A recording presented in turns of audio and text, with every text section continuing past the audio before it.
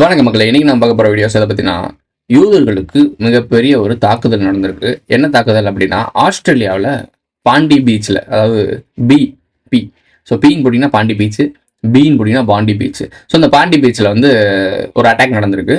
அப்பாவும் பையன். ஸோ அப்பாவுக்கு வந்து 50 வயது இருக்கு, பையனுக்கு 24 வயது. அப்பாவும் பையனும் சேர்ந்துக்கிட்டு அவங்க போய் அட்டாக் பண்ணியிருக்காங்க. யாரை அப்படின்னா யூதர்களை டார்கெட் பண்ணி அவங்களோட ஃபெஸ்டிவல் ஹனுக்கா அப்படின்னு ஒரு நிகழ்ச்சி நடக்கும்.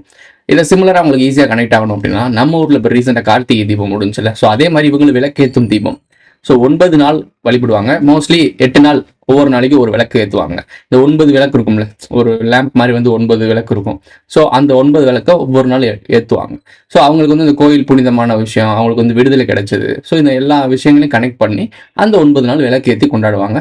இன்னொரு ஃபெஸ்டிவல் என்ன அப்படின்னா, அவங்க ஒரு பஞ்சாயத்து நடந்துட்டு இருக்க டைமிங்கில் அவங்களோட விளக்கு வந்து எண்ணெய் வந்து ஒரு நாளைக்கு எரிய வேண்டிய எண்ணெய் தான் இருந்துச்சு போல.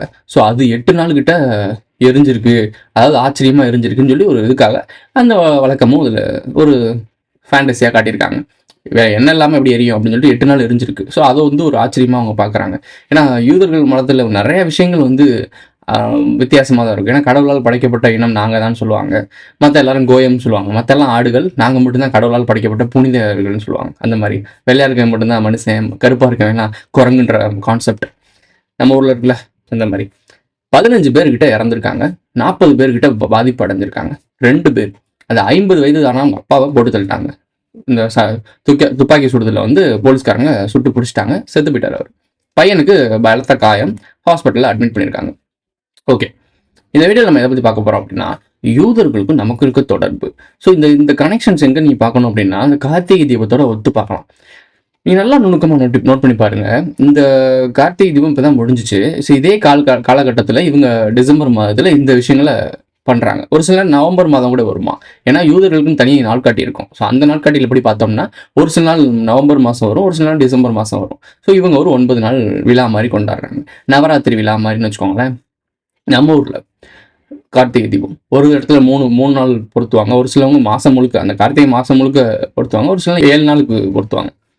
நல்லா நோட் பண்ணி பார்த்தீங்கன்னா, இது எல்லாமே ஒரு சிமிலரான யூதர்களுக்கும் நமக்கும் பயங்கரமான கனெக்ஷன்ஸ் இருக்கும். இவங்க புராணத்துலேருந்து பார்க்கும்போது எப்படி பார்த்தீங்கன்னா, இந்த இங்கேருந்து போனவங்க தான் யூதர்கள் அப்படின்னு சொல்லுவாங்க.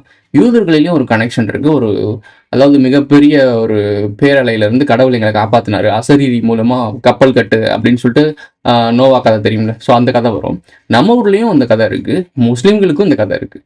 ஸோ நோவா அவங்க இருந்தானே வந்தாங்க. ஸோ அவங்களோட ஆர்ஜின்ஸ் பிரிஞ்சு தானே கிறிஸ்துவம், முஸ்லீம், யூதன், இந்த 3 பேருமே ஒரே லைனேஜ்லேருந்து வந்து பிரிஞ்ச கிளை பிரிவுகள். அவங்கள்ட்ட சிமிலாரிட்டி பார்த்தீங்கன்னா, எல்லாருமே குல்லா போடுவாங்க, எல்லாமே இந்த துவா செய்கிறது, தொழுகிறது, ஸோ கர்த்தரை வேண்டுறது, இது எல்லாமே கிட்டத்தட்ட எல்லாமே சிமிலராக இருக்கும். நம்ம ஹிந்துன்றது வந்து அப்நார்மலாக அதுலேருந்து வெளியே வந்த மாதிரி தோணும். பட் அப்படி கிடையாது. நம்மளோட வழிபாட்டு முறை நடுகள் வழிபாடு, குலதெய்வம் வழிபாடு, இது மட்டும்தான் இருந்துச்சு. இதை மட்டும்தான் நம்ம போற்றுதல் பண்ணியிருக்கோம். மற்ற எல்லாமே இடையில் செருகுனது தான். ஸோ இதை பேசிக்காக புரிஞ்சுக்கோங்க. அப்பாவும் பையனும் கன்ஸ், அதாவது இந்த கன் இருக்கு பார்த்தீங்களா, வேட்டையாடுறதுக்கெல்லாம் பயன்படுத்துவாங்கல்ல, சின்ன சின்ன விலங்குகள்லாம் வேட்டையாடுறதுக்கு இந்த ஒரு பெரிய கன் வச்சுருப்பாங்கல்ல ஒரு ஷோகேஸ்க்கு. ஸோ அந்த கன்னை வச்சு சண்டை போட்டிருக்காங்க. ஒரு நபர் அங்கே தைரியமாக வந்து ஒருத்தரை பிடிச்சிட்டாரு, கன்னையும் பிடிங்கிட்டாரு. பிடிங்கி ஒரு விஷயம் பண்ணியிருப்பாங்க, நீங்கள் பார்த்துருப்பீங்க. யூதர்களுடைய அந்த ஃபெஸ்டிவல் டைமிங்கில் இவங்க போய் இதை அட்டாக் பண்ணணும், அவங்களுடைய ஃபெஸ்டிவலை கெடுக்கணும்னு நினைக்கிற அளவுக்கு உங்களுக்கு என்ன வன்மம்ன்றது யோசிச்சு பார்த்தீங்கன்னா, இது மத சம்பந்தப்பட்ட விஷயங்களா இருந்தாலும் ஒரு இனவெறி ஒரு விஷயம் இருக்குது பார்த்தீங்களா, இது எல்லா இடங்களையும் நடந்துகிட்டு இருக்கு. இது ரொம்ப ரொம்ப ரொம்ப ரொம்ப அச்சுறுத்தலான ஒரு விஷயம். அதே மாதிரி யூதர்கள் மனத்தில் வந்து இந்த ஹனுக்கான்றது அனுசரிக்கிறாங்களே, இந்த பண்டிகை இப்போ ஒரு கேம் மாதிரி ஒன்று வச்சுருக்காங்க. இந்த சுற்றி ஒரு பம்பரம் மாதிரி இருக்குது. அந்த பம்பரத்துக்கு பார்த்தீங்கன்னா கேம்லிங்கோட தொடர்பு இருக்குது. ஸோ யூதர்கள்னாலே கேம்லிங் உங்களுக்கு நல்லாவே தெரியும். ஸோ சூதாட்டத்தில் கைதேர்ந்தவர்கள் மகாபாரதம். ஸோ இந்த மாதிரி விஷயங்கள்லாம் பார்க்கும்போது எல்லாமே சிமிலராக கனெக்ட் ஆகுது. இவங்களுடைய ஃபெஸ்டிவலும் நம்மளோட ஃபெஸ்டிவலும் கரெக்டாக ஒன்றா மோஜ் ஆகிற மாதிரி இருக்குது. இது ஏன் யாருமே பெருசாக கன்சிடர் பண்ணுறதே கிடையாது. இங்கேருந்து போனவங்க தான் அவங்கலாம் அப்படின்றத ஒத்துக்கிறாங்க. ஆனால் ஏன் போனானுங்க அப்படின்ற வரலாறு தெரிஞ்சிங்கன்னா தான் ரகசியம் புரியும். இதை நம்ம ஒவ்வொரு டைமும் எக்ஸ்பிளைன் பண்ண பார்க்குறோம். இங்கே இருந்தவங்க இங்கேருந்து போனதுக்கான காரணம், இங்கே இருந்த ஒரு நெறிமுறைகள் இருக்குது. அந்த நெறிமுறைகளுக்கு அப்பாற்பட்ட ஆட்களாக இருக்காங்க. இப்போ கூட யோசிச்சு பாருங்க, கடவுள் எங்களை மட்டும் தான் காப்பாற்றினாரு. இந்த ஆழிப்பேரையில வந்து எங்களை மட்டும் கடவுள் ஆசரீதி மூலமா காப்பாற்றினார் அப்படி கிடையாது. உலகம் முழுக்க எல்லா இடத்துலையும் ஒரு கதை இருக்கு. இந்த மாதிரி தமிழர்கள் பக்கம் பார்த்தீங்கன்னா, ஹிந்துக்கள்னு சொல்லக்கூடிய ஆட்கள் பார்த்தீங்கன்னா, இதில் ஒரு கோச்சுக்கிறாங்க. ஹிந்துக்கள்னு சொன்னால் கோச்சுக்கிறாங்க. இங்கே பாருங்களேன், மேஜராக இந்த வீடியோ பார்க்குறவங்க இல்லை மேஜராக பொதுவாக வீடியோ பார்க்குறவங்களுக்கு தமிழர்களுக்குன்னு தனியாக அடையாளம் இருக்குது, அவங்களுக்கு ஒரு வழிபாட்டு முறை இருக்குன்னு அதுக்கு பேர் கிடையாது. நம்ம வந்து முன்னோர்கள் போற்றுதல் குலதெய்வ வழிபாடு மட்டும்தான் சொல்ல முடியும். அது குலதெய்வ வழிபாடுதான் சொல்ல முடியும். அது போற்றுதல்னு சொல்ல வேண்டிய வார்த்தை. ஆனால் போற்றுதல்னு சொன்னால் அவங்களுக்கு புரியாது. ஸோ புது வார்த்தையை வச்சு அட்ரஸ் பண்ணி இந்த குட்டி பீரியட்ல அவங்களுக்கு புரிய வைக்கிறக்குள்ளேயும் பொதுவான வார்த்தையை அட்ரஸ் பண்ணிட்டு போகலான்றக்காக தான் ஹிந்து மதம்னு சொல்கிறோம். ஹிந்து மதம் நம்மளோடது கிடையாதுன்னு நல்லாவே சொல்கிறேன். ஆனால் அதுக்குள்ளே தான் நம்மளை எல்லாரையும் அடக்கியிருக்கானுங்க. ஸோ அப்போ உடனே பிரிச்சுலாம் பேச முடியாது. காலம் ரொம்ப கம்மியாக இருக்குது. ஸோ அப்போ அவனுக்கு போக வேண்டிய விஷயம் போய் சேர்ந்தா போதும். அதில் மதம் பிரித்து தான் ஸோ அப்பா சாமி உங்களுக்குலாம் எக்ஸ்பிளைன் பண்ணி என்னால் மாற முடியாது. சொல்கிற விஷயம் ஒன்று நல்லா புரிஞ்சுக்கோ, நம்ம ஹிந்துக்கள் கிடையாது. ஆனால் நம்மளை எல்லாரையும் ஹிந்துக்களாக ஆக்கிட்டானுங்க. அதாவது துண்ணூறு பூசுறவங்க, சாமியை வழிபடுறவங்க, குலதெய்வ வழிபடுறவங்க எல்லாருமே சேர்த்து, அதாவது இங்கே பூசுறவங்க எல்லாருமே ஹிந்துக்கள் அப்படின்னு ஆக்கிட்டாங்க. வேற ஒன்றுமே பண்ண முடியாது. நாமளும் இப்படி பூசிட்டு இருந்தோமா, சூடமத்தி கம்பரான்னு காத்தணுமா? கிடையாது. நாம் போய் முன்னோர்களை போட்டுருவோம், மாலை அணிவிப்போம், பண்டம் பலகாரம்லாம் அணிவிப்போம், கெடா கோழி இதெல்லாம் அடிப்போம். ஆதியில் இருந்துச்சு. காலம் மாற மாற மாற மாற அந்த வழிபாட்டு முறைகளும் போற்றுதல் முறையும் மாற ஆரம்பிச்சிச்சு. ஸோ இதுதான் சிம்பிளான விஷயம். அதுதான் திருவிழா காலாக மாறிச்சு. காலப்போக்கில் எல்லா மக்களும் ஒன்று சேர்ந்து அந்த இடத்த ஃபெஸ்டிவலை கொண்டாட ஆரம்பிக்கும் போது அந்த போற்றுதல் மறந்து போய் ஃபெஸ்டிவலாக மாறிடுச்சு.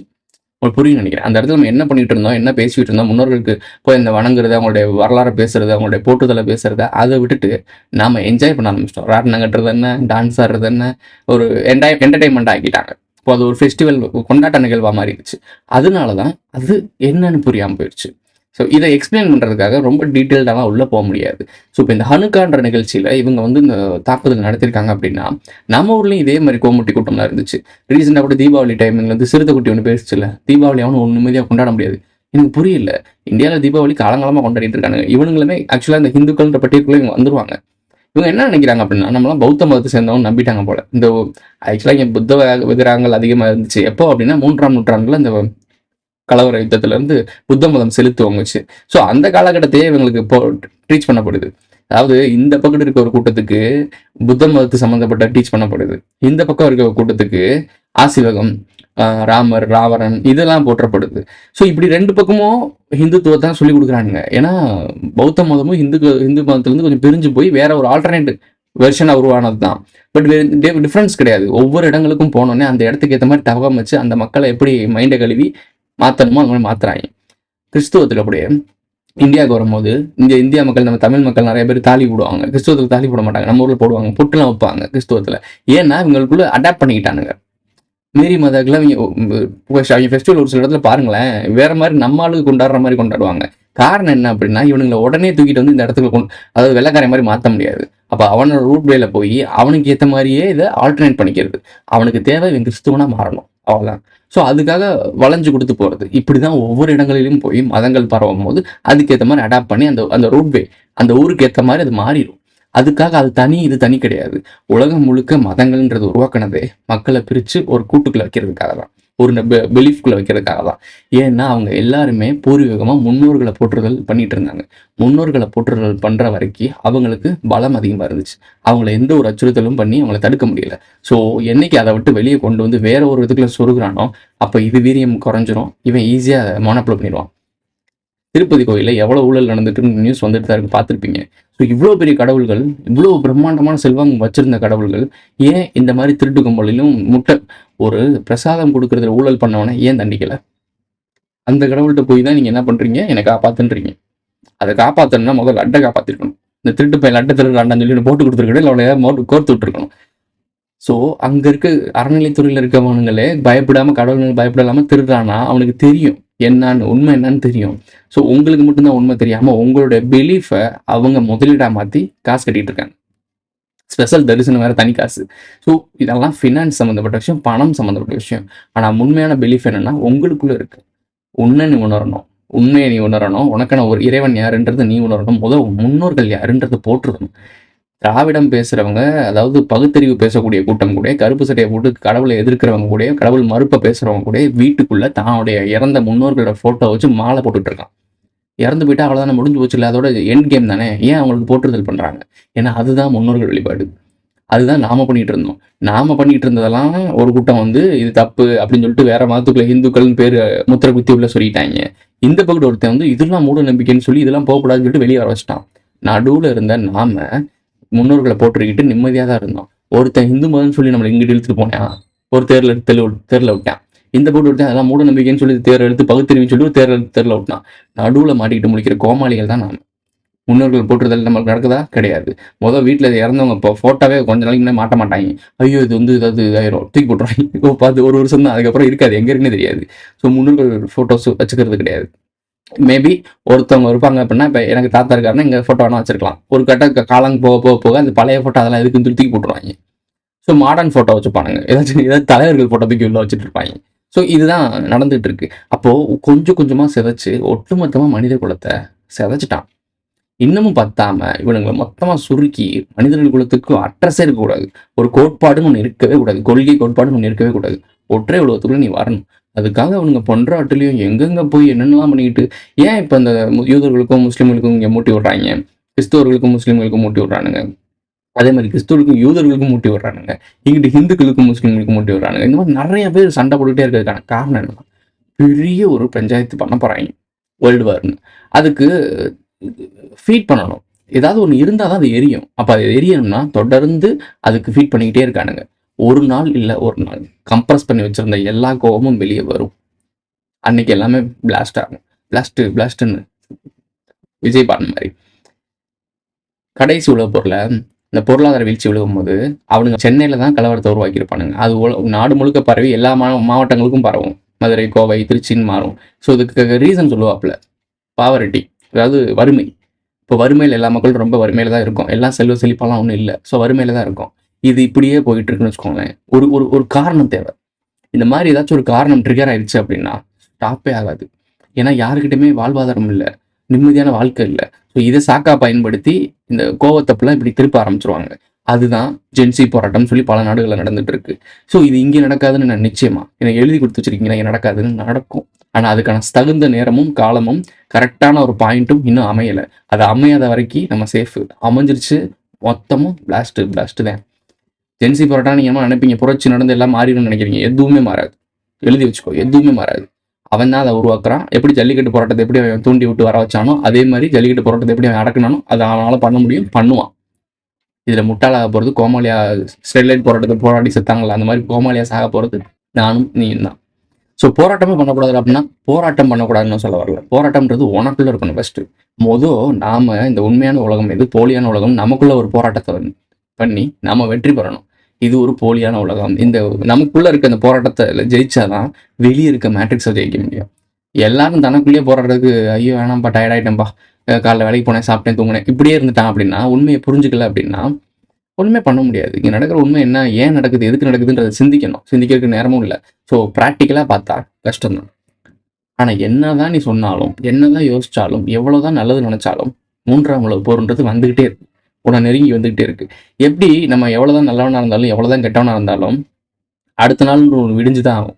நீ செத்து போயிட்டுன்றக்காக விடு. நீ ரொம்ப புனிதமான ஒரு ஆளு, இந்த உலகத்துக்கே நன்மை நினைக்கிறவன், அவன் இறந்து போயிட்டான்றக்காக சூரியன் வராமல் இருக்க போறதில்ல, பூமி சுத்தாமல் இருக்க போறதில்ல, காற்று அடிக்காமல் இருக்க போறதில்ல, அலைகள் வராமல் இருக்க போறதில்ல, நிலவும் வந்துட்டு போகாமல் இருக்க போறதில்ல. ஸோ அடுத்த நாள் வராமல் இருக்க போறதில்ல, அடுத்தவங்க பசிக்காமல் இருக்க போறது இல்லை. ஸோ இது நடந்துகிட்டே தான் இருக்கும். ஸோ உலகத்தை எதாலையும் நிறுத்த முடியாது. அப்போது இதை நிறுத்த முடியாதுன்றப்போ அதை கரெக்டாக யூட்டிலைஸ் பண்ணணும்னு சொல்கிறது. இதே தான் 3ஆம் உலக போர். டேட்ஸ் வேணால் தள்ளிக்கிட்டு போகுது தவிர, ஆனால் 3ஆம் உலக போர்னு ஒன்று கண்டிப்பாக நடக்கும். அது வந்துக்கிட்டு தான் இருக்குது. நீ எவ்வளோ நினச்சாலும் எப்படி நினச்சாலும் நீ தடுக்கவே முடியாது. அதை தடுக்கணும்னா ஒரே ஒரு காரணம் இருக்குது. மனிதர்கள் எல்லாரும் இது ஏதோ நடக்குது, நம்மளை சுற்றி ஏதோ போலியான விஷயம் இருக்குது, நிதானமாக நின்று சிந்திக்கணும். சிந்திக்கலை அப்படின்ட்டா அந்த போர் நிச்சயம் உன் தலையில் ஏறி மிதிச்சு தான் போகும். அதுக்கப்புறம் நிரந்தர அடிமை, ஒன் வேர்ல்டு கவர்மெண்ட், உலகம் முழுக்க ஒற்றை உலக ஆட்சிகள் வருவாங்க. ஒன் நேஷன் ஒன் ரேஷன் கார்டுன்னு வந்துச்சுல, அது மாதிரி ஒன் வேர்ல்டு ஒன் ரேஷன் கார்டுன்னு வரும். அதையும் எக்ஸெப்ட் பண்ணிட்டு கையில் சிப்பா மாட்டிக்கிட்டு நிரந்தர அடிமை. சோஸ்திரம் இதில் கல்கி படத்தை சொல்லுவாங்கள்ல, உலகத்தில் ஒரே ஒரு சாம்ராஜ்யம் தான் இருக்குது, ஒரே ஒரு கடவுள் தான், யாஸ்னி சுப்ரீம் யாஸ்னின்னு சொல்லுவாங்கள்ல, அந்த மாதிரி சுப்ரீம்னு ஒருத்தனை காட்டுவானுங்க. அவனை தான் நீ வணங்குவேன், அவனை தான் ஃபாலோ பண்ணுவேன். அதுதான் உனக்கு மதம். ஒன்றுமே பண்ண முடியாது. இந்த ஹனுக்கான்ற அந்த நிகழ்ச்சியை பற்றி பேச போனாலே இதுக்குள்ளே இருக்க தொடர்பு நிறையா வருது. இதுக்குள்ளே இருக்க வெறுப்பு அரசியல் வருது. யூதர்களுக்கு அந்த நடக்கிற அச்சுறுத்தல் இன்னமும் நடந்துகிட்டு இருக்குன்னு காட்டப்படுது. ஆனால் இவங்களுக்கு இப்படி ஒரு நிகழ்வு நடந்துச்சுன்னு சொல்லிட்டு இவ்வளோ அளவுக்கு பேசுகிறானுங்க, நேஷனல் அளவுக்கு பயங்கரமாக பேசுகிறானுங்க. அது பெரிய லெவலில் நியூஸ் ஆயிடுச்சு. பட் இதுவே சாதாரண ஊரில் சாதாரண இடத்துல எவனுக்காவது நடந்துச்சுன்னா இது இப்படி ஆகாது.